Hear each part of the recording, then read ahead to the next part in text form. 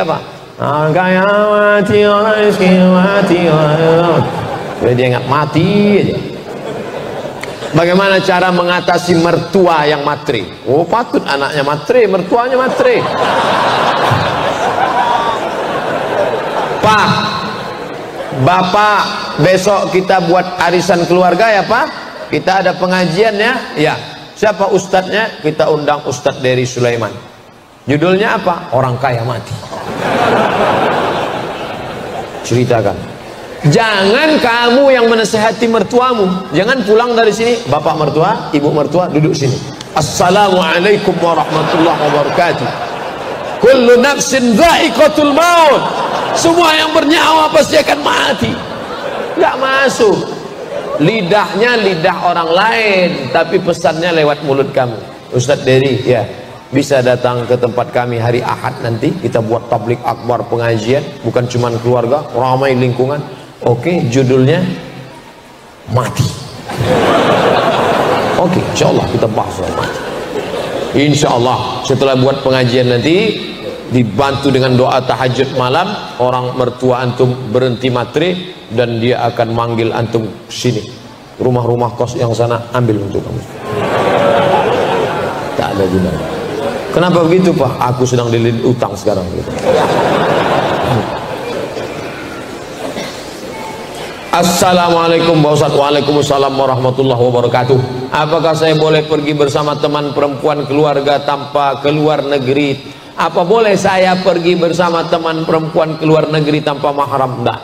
La yakhluwanna rajulun ma'a imra'atin illa ma'azi mahramin. Tidak boleh pergi kecuali dengan mahram, tapi atas izin suami. Ya, suamimu izin, dia tertekan. Mas, aku mau keluar negeri, ini acara kantor, izinnya? Iya. Suaminya ikatan laki takut bini. Bolehkah perempuan bekerja? Kata Syekh Atiyah Saqar dalam Fatwa Al-Azhar, boleh. Syaratnya, yang pertama izin suami, yang kedua tidak bercampur aduk laki-laki perempuan, tak ada khalwat, yang keempat tak meninggalkan kewajiban. Nih, berapa banyak perempuan sekarang lebih lama dengan laki orang daripada laki dia sendiri. Jam 7 berangkat dari rumah, 8, 9, 10, 11, 12 dengan laki orang, makan siang dengan laki orang juga, habis itu sekantor lagi jam 1, jam 2, jam 3, jam 4 dengan laki orang, pulang sampai rumah masih dengan laki orang juga main WhatsApp. Dengan suaminya hanya setor wajah. Udah. Ketika mau berangkat ke kantor wajahnya cantik, mau ketemu laki orang, di rumahnya macam genderuwo. Tapi kalau perjalanan itu murni kerja, aman, ramai-ramai, jauh daripada fitnah, oke. Ustadz, bagaimana menyikapi pemimpin yang teramat zalim? Doa. Tidak ada kekuatan melebihi doa. Doa silahul mu'min. Saya selalu dalam majlis saya sampaikan doa. Nanti di akhir majlis kita doa. La tusallit alaina man la yakhafuka wa la yarhamuna.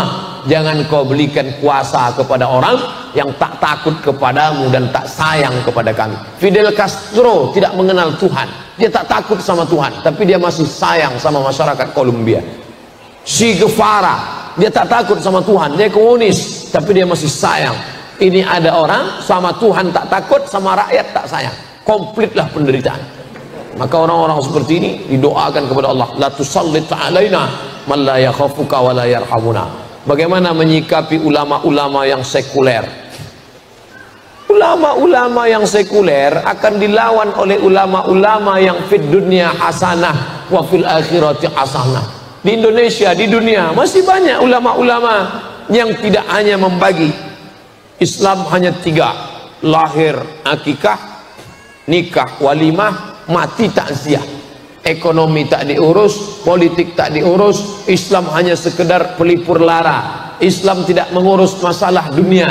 Islam ini sekuler, dari sekulum. Agama hanya untuk seremonial saja. Hari raya, ketupat, maaf lahir batin, akikah, selesai. Masya Allah, sekarang lahir ulama-ulama di dunia ini tetap ada. Dunia ini kan panggung sandiwara yang isinya tak lebih daripada 5. Ada penguasa yang zalim, Fir'aun. Ada orang kaya yang zalim, Qarun. Ada orang cerdas tapi ilmunya untuk Fir'aun, Haman. Allah sandingkan dua ini, inna Fir'auna wa Haman. Ada ulama jahat, Bal'am. Ada orang soleh tapi tertindas, Musa alaihissalam. Hari berganti, musim berubah, pentas bubar, tapi isi dunia itu juga. Bagaimana cara membangkitkan ekonomi umat? Kami deklarasi di BKB hari Sabtu malam Ahad kemarin di Palembang, tablik akbar, hijrah, bangkitkan ekonomi umat. Pertama, orang-orang kaya, dokter-dokter spesialis yang punya banyak uang waktu itu kumpul buat minimarket, buat retail, buat toko, bantu umat Islam punya. Nah, jadi, jangan ceramah aja, belanja tempat orang Islam, belanja tempat orang Islam. Di mana tempatnya, Pak Ustaz? Aku nggak tahu tempatnya di mana. Harus ada tempatnya. Nih masjid, di samping masjid ada tanah kosong, buat tempat belanja grosir, belanja beras, belanja gula, belanja mie instan, belanja barang umat Islam. Belanja di tempat orang Islam. Karena orang Islam akan bayar zakat, dia akan sodakoh, akan infak. Ini mesti ada terus gerakan-gerakan. Padahal di legenda jamaah sudah memiliki koperasi syariah, mendirikan minimarket Kitamat, tapi animo belanja umat masih rendah, belanja ke lain hati. Padahal belanja Kitamat, kenapa tidak belanja? Lembaganya sudah ada. Kalau tidak ada yang tak sesuai, duduk bersama. Jangan sholatnya Islami, puasanya Islami, umrohnya Islami, ekonominya kafiri. Tak betul. Gerakan belanja. Ini kalau belanja di tempat orang non muslim, wow, jor-joran, kasih terus duit Islam. Tapi kalau belanja sama orang Islam, nawarnya minta ampun. Ikannya berapa, Bu? 10.000. 5.000 aja ya. Memangnya ente masuk surga gara-gara 5.000 tuh? Memangnya ente kaya gara-gara 5.000 itu? Tapi kalau sama orang lain 50.000 dia tak terasa. Saya mau bertanya, lebih baik nikah dulu baru mapan atau mapan dulu baru nikah? Iyakunu fuqara. Kalau dia miskin, yughnihimullah. Allah akan mengkayakan dia. In ja'akum, kalau datang laki-laki ke rumah kamu, hai para bapak-bapak yang punya anak gadis, kalau datang laki-laki kepada kamu ingin meminang anakmu, adikmu, tardawna dinahu, akhlaknya baik, agamanya baik, wa khuluquhu fazawwijuhu, nikahkan dia. Ingat, kalau mahar tinggi, zina murah. Mahar dibuat melambung, maka zina akan murah.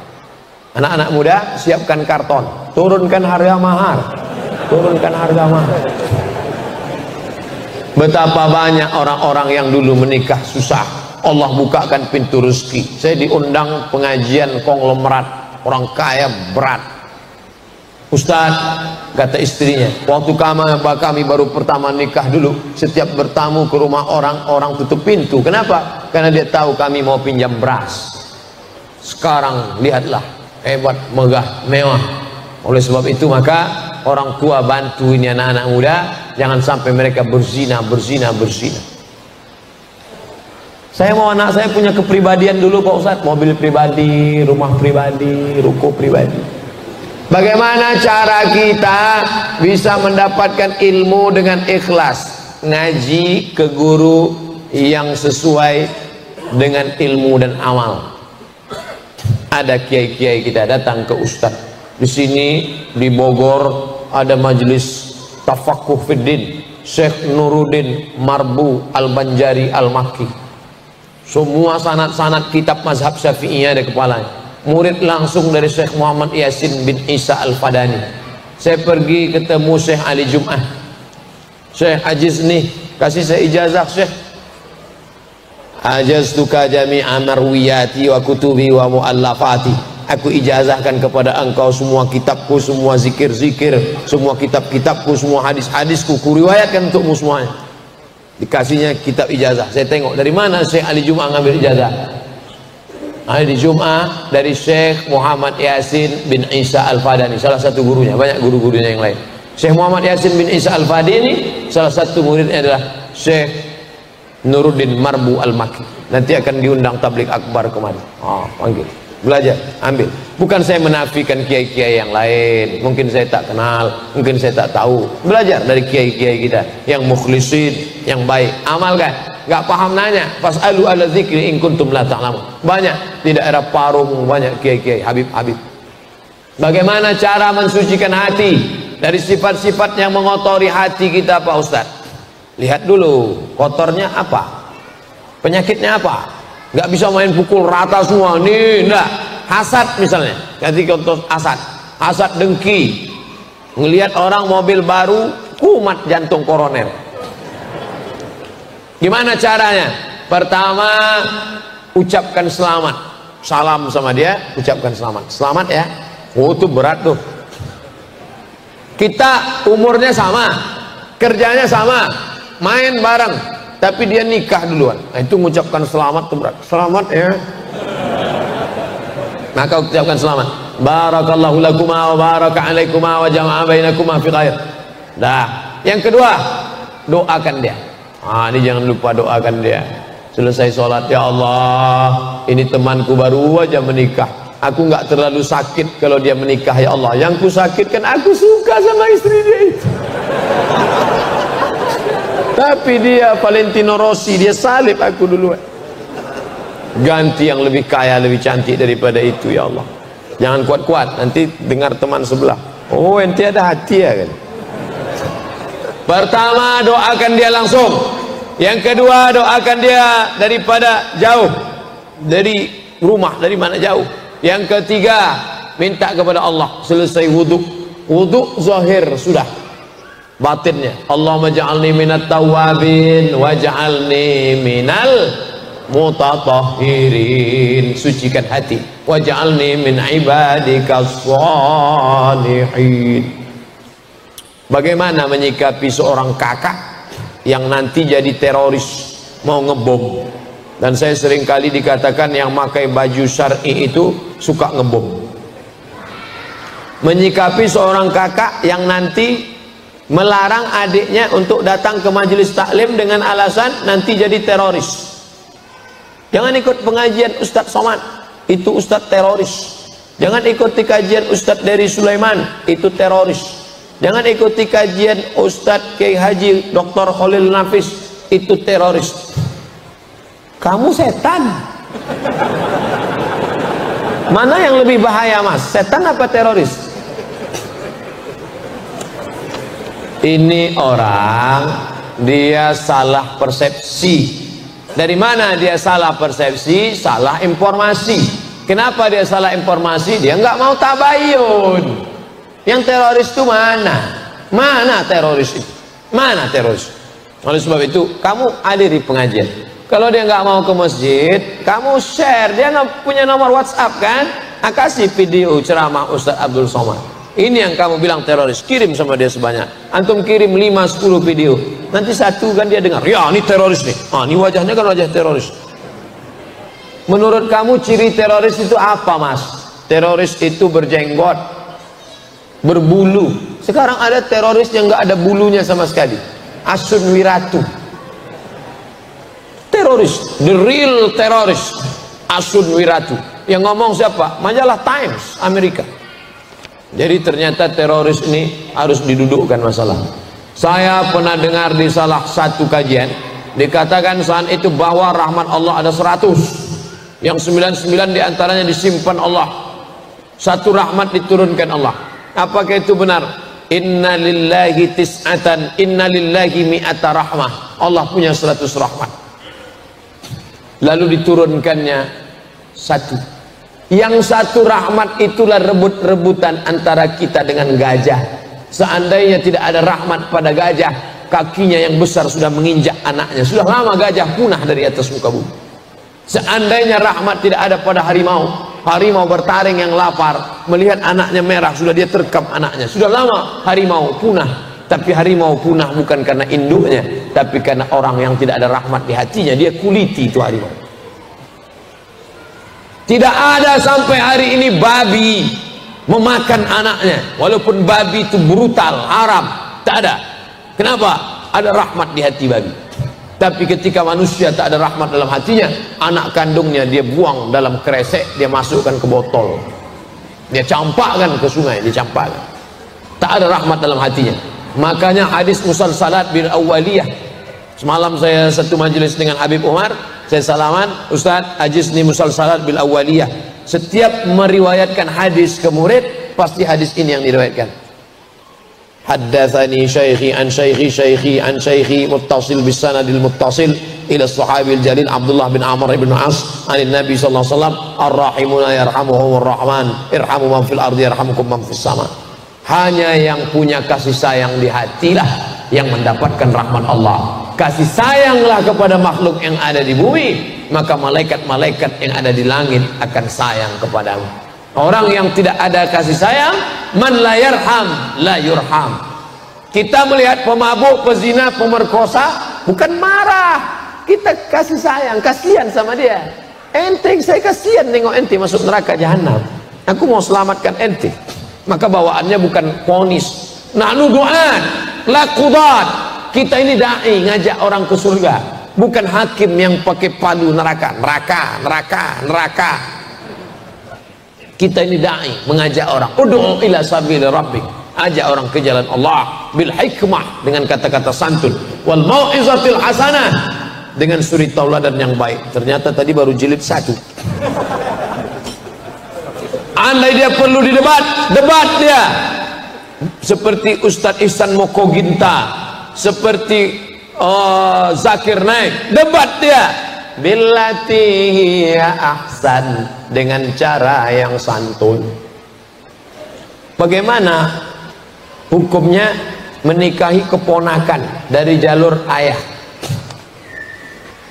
Saya laki-laki, adik saya laki-laki, adik saya perempuan, adik saya laki-laki punya anak perempuan, saya nikahi dia, nggak boleh, karena dia ponakan saya.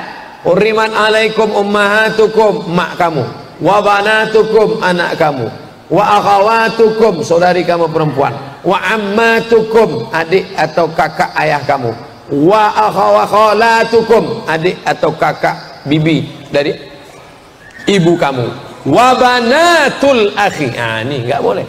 Tak boleh kamu menikahi anak saudaramu. Wa banatul ukhti, tak boleh kamu menikahi anak saudarimu, itu ponakan kamu, nggak boleh kamu nikahi. Macam nggak ada aja perempuan lain. Banyak perempuan serak-serak di jalan. Pak Ustaz, bagaimana kalau saat tawaf batal wudhu karena bersentuhan dengan lawan jenis saat berdesakan? Andai antum berpegang ke mazhab Syafi'i sekalipun nggak batal. Kenapa? Darurat tawaf. Dalam mazhab Syafi'i pun, nanti kalau ada ustadz yang ngajarkan harus pindah mazhab Maliki supaya nggak batal. Nggak perlu pindah mazhab. Walaupun pindah mazhab itu khawatirnya nanti main-main mazhab ini jatuhnya tatabbu' rukhas. Tetap mazhab Syafi'i, karena darurat tawaf tetap tidak membatalkan. Jaga, tutup pakai kain semua, kain ihramnya tutup semua, kaki tetap nginjak. Orang-orang India yang nggak pakai kaos kaki, darurat tawaf. Apa hukum jadi sales mobil yang makan uang dari keuntungan menawarkan mobil secara kredit kepada konsumen? Ada pekerjaan langsung, ada pekerjaan tak langsung. La'anallahu akilar riba, yang makan riba, wa mukilahu, orang yang diberi makan atau yang mewakilkan transaksi, wa katibahu, yang jadi pegawai penulis administrasinya, wa syahidaihi, yang jadi dua saksinya, kulluhum sawa. Yang ngajak-ngajak ke riba ikut jadi riba, dia ngajak ke riba, ayo riba, ayo riba. Naha Rasulullah an samanil kalbi, Rasul melarang jual beli anjing. Wa mahril baghi, hasil prostitusi, PSK. Wa hulwanil kahin, upah dukun. kena juga, termasuk majalah-majalah, koran-koran iklan dukun. Bentuknya macam ustadz casingnya, isinya dukun, penasehat spiritual, hantu. Solusinya apa Pak Ustaz? Apa harus kita keluar? Cari rezeki yang halal. Allahumma aghnina bihalalika an haramik. Cukupkan kami dengan yang halal sehingga kami tak terjebak pada yang haram. Apakah bentuk larangan kata jangan dalam Quran memiliki arti yang sama seperti jangan kamu makan babi? Apakah sama dengan janganlah kamu bersedih? Ini dibahas dalam ilmu usul fikih. La ta'kulur riba, jangan kamu makan riba, dengan ayat la tadkhulu buyutan ghaira buyutikum hatta tasta'nisu wa tusallimu ala ahliha. Sama enggak la di sini tufidul haram dengan di sini tufidul karahah? Maka di situ dibahas dengan ilmu namanya usul fiqih.